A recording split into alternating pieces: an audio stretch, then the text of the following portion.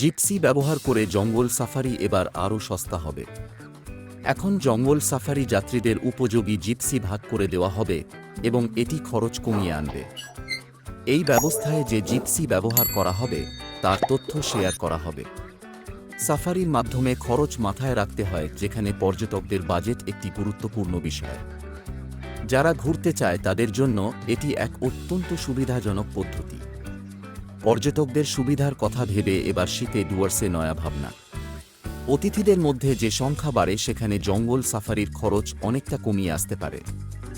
আগে এই প্রকারের সুবিধা না থাকার কারণে পর্যটকদের খরচ বেশি হতো। এখন ব্যবহারকারীদের উপযুক্ত জিপসি ভাগ করে দেয়া হবে যাতে তারা সাফারির খরচ কমিয়ে নিতে পারেন।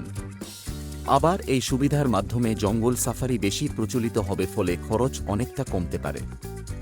এই সুবিধা প্রদানের উদ্যোগ নেওয়া হয়েছে নর্থ বেঙ্গল ইন্ডাস্ট্রিজ অ্যাসোসিয়েশনের ডুয়ার্স পর্যটন শাখা দ্বারা। যদি আপনি গাড়ির রেট চার্ট দেখতে চান তবে এটি শেয়ার করলে দেখতে পারবেন। চাপড়ামারির যাত্রার খরচ মাথাপিছু 225 টাকা। প্রসাদ নজরমিনার যাত্রার খরচ মাথাপিছু 210 টাকা। জঙ্গল সাফারির যাত্রার খরচ মাথাপিছু 360 টাকা। আপনি যদি গাড়ি বুক করে যাত্রা করতে চান এবং আশেপাশের কোনো জায়গায় যেতে চান, তবে আশেপাশের জায়গায় গাড়ি বুক করলে এর খরচ হবে 7 পয়েন্টে যাত্রার খরচ মাথাপিছু 500 টাকা। লাভা, ঋষভ, ডেলো যাত্রার খরচ মাথাপিছু 750 টাকা। জলদাপাড়া, দক্ষিণ খয়েরবাড়ি যাত্রার খরচ মাথাপিছু 650 টাকা। সামনেই নববছরের আগমন, তারপরে গুড ফ্রাইডের ছুটি। উত্তরবঙ্গে লোকসংখ্যা বাড়ছে এবং ভিড় বাড়ছে।